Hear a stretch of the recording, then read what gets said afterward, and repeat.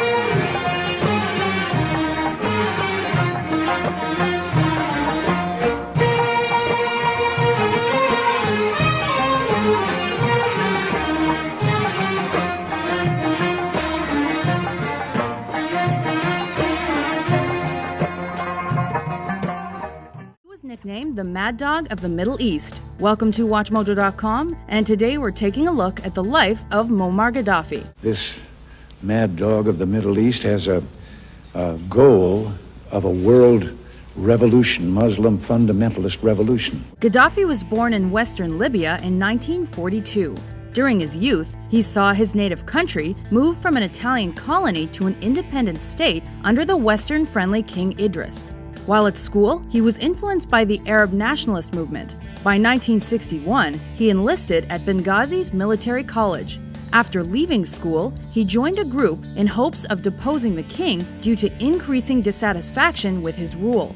On September 1, 1969, the Free Officers Movement successfully overthrew the king while he was abroad. Gaddafi and his fellow revolutionaries abolished the monarchy and declared the Libyan Arab Republic.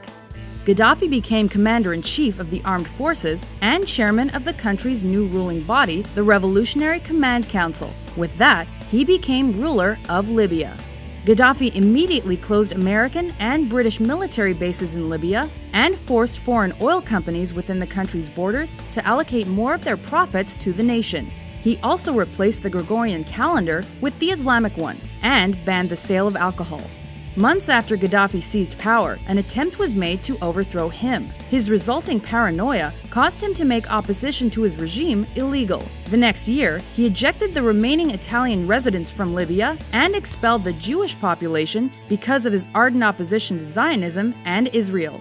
Gaddafi continued to shun the Western world, while he also influenced Arab, African, and Muslim populations. His 1974 Green Book summarized his political viewpoints on topics like democracy and capitalism, and explained how Gaddafi's strategies would solve world problems.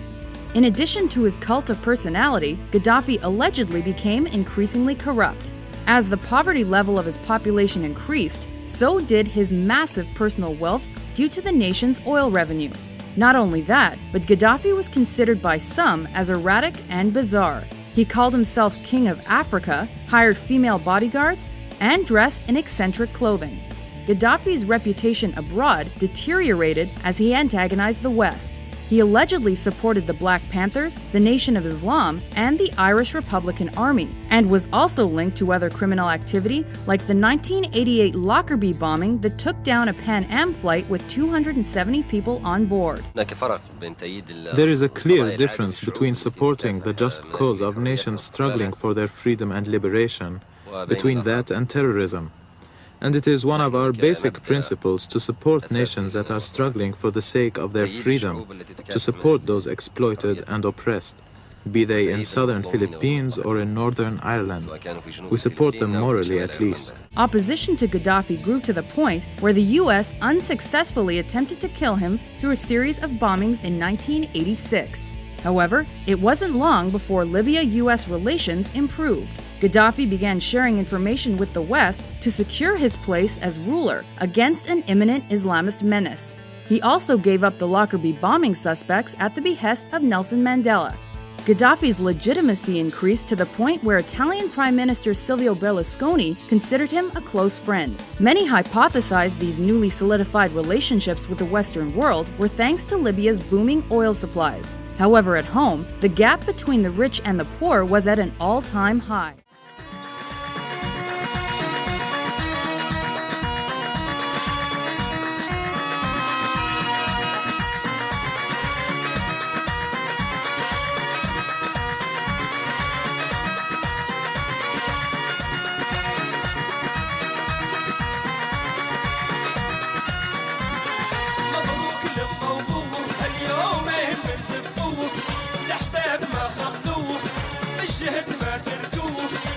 العويلة يبارك فيه لا شي راح خسارة مبروك يا حضارة مبروك لما وابوه هاليومين بيزفوه الأحباب ما خلوه بالجهد ما تركوه عوش العويلة يبارك فيه لا شي راح خسارة مبروك يا حضارة. In clear defiance of Muammar Gaddafi's leadership, protesters burning a monument to the Green Book, written by the colonel to outline his political views.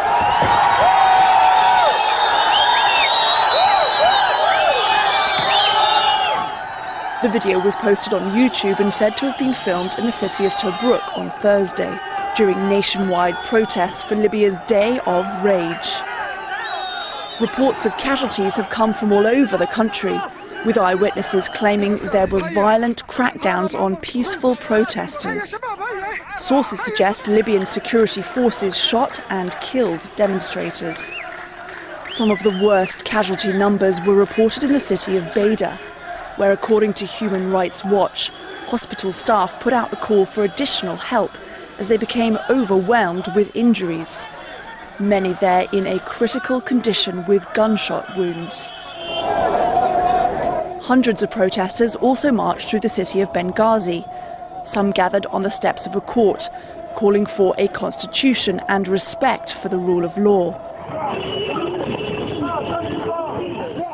And footage has emerged allegedly from the capital, Tripoli, showing people pushing burning bins into the street. Another form of protest against Gaddafi's more than 40-year rule.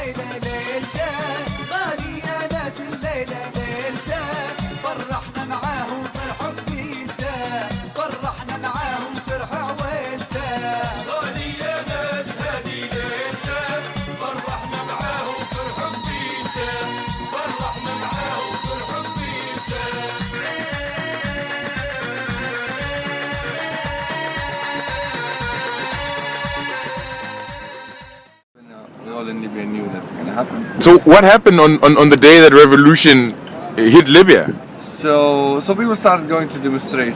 Initially wanted reforms, but then the regime started shooting these protesters, and the more the violence became from the regime, the more people became more adamant that they want to continue. The more you lost friends and family members, the more you knew you cannot stop. And this is when you ask me why you couldn't go back. You can't go back. You can't. I couldn't go back. It's, the only thing I really interesting observation in Libya, but also in the Tunisian and Egyptian revolution, and why they succeeded, because they were leaderless revolution. There was no leader who led any of these revolutions, and I think if there would have been someone who led the revolution from the beginning, in the circumstances, I would doubt that they would succeed, because probably that leader would have been killed or compromised. I mean, there must have been lots of leaders, individual leaders. There was so many leaders. So I had some background in the telecom and IT, and I got together with a lot of people in the field, and we start working in restoring communication system. A lot of other people I know, they work in the electrical and electricity sort of field, and they kept the electricity going in the country. So when the regime was shutting things down, and people just keep turning things on, while and the society, amazingly, Benghazi in over a couple of days became a large city. It's not very large, it's a bit under 1 million people, without someone to lead it, and people divided. Some people became the revolutionary fighter and were fighting the front line. Other people were taking care of the banking system, the hospitals, even the cleaning the streets. Really? Seriously. But and all of this organically? all of them organically, without a single person directing. Wasn't there a council, lots of people? So we start forming the councils after that. Slowly we start, there was regular meeting, everybody was demonstrating and meeting in the main Benghazi square, and that thing led to people discussing what should we do, and a council was formed. But even when the council formed, initially the purpose of the council was to give a face, a spokesperson to the revolution, so they can speak with the outside world to complain about the regime and to get a United Nations resolution. But the internal work in the country was all happening by itself. But tell me this thing, from the outside, especially in South Africa, there were a few of us who said, maybe this is not Libyans themselves. Maybe this is an external issue, and we wondered, how do people who are normal citizens suddenly have arms? Suddenly they're so well organized. It seems as if this has been well thought out. It's been planned a long time. How did it? I think that, as I said, the reason for success is that it wasn't planned. It wasn't thought through. So why people went in the street? It's a different question, because people went in the street because we had Gaddafi ruling the country for 42 years. Libya was a rich country by its resources, but generally people are poor, and human rights abuses is all the time happening, and so people were angry. There has been a lot of attempts, it wasn't happening. And actually people went on the street initially to demand reforms, not to demand changing the regime. This is only start to happen when the regime started shooting at people, and people went crazy. When people went in the street initially, there was no idea that. So the best thing Gaddafi could have done is just said, okay, the government could have escaped all that. At the time when we went in the street, we didn't know that NATO will come to the rescue. Like what you see happening in Syria now. It couldn't have, and because of the superpower plays their politics in the United Nations, sometimes it works, sometimes it doesn't work. It works for us, luckily. Sadly, it's not working for the Syrian at the moment. But when we went in the street, we didn't plan that, we didn't think about that, and the revolution would have continued even without NATO's coming. Obviously, with the NATO, they made life easier in terms of finishing quicker and things like that.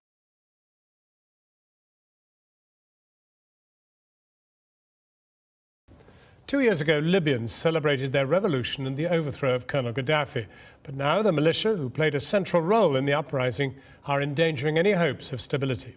More than 100 people have been murdered in Benghazi, where the revolution began, and the embattled government in the capital has failed to confront a growing threat from jihadis. Our international editor, Lindsay Hilsum, who covered the revolution from the beginning, has returned to Tripoli. She travelled to Benghazi and on to Seba to ask whether the hopes of 2 years ago have now been dashed. On a quiet Mediterranean night, you might think all is well in Tripoli, until suddenly it's not. We filmed from our hotel balcony as two rival militia clashed.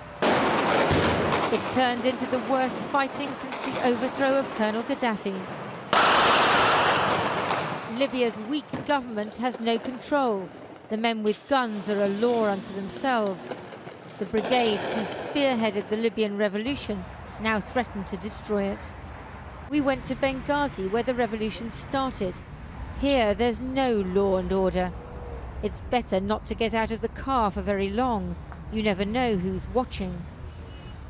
The Rotana Cafe was popular with women and families. Some say that's why it was bombed.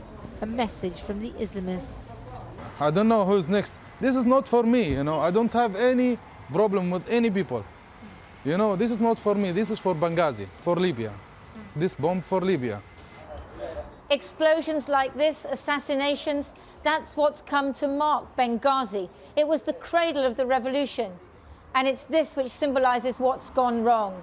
Nobody here feels safe anymore.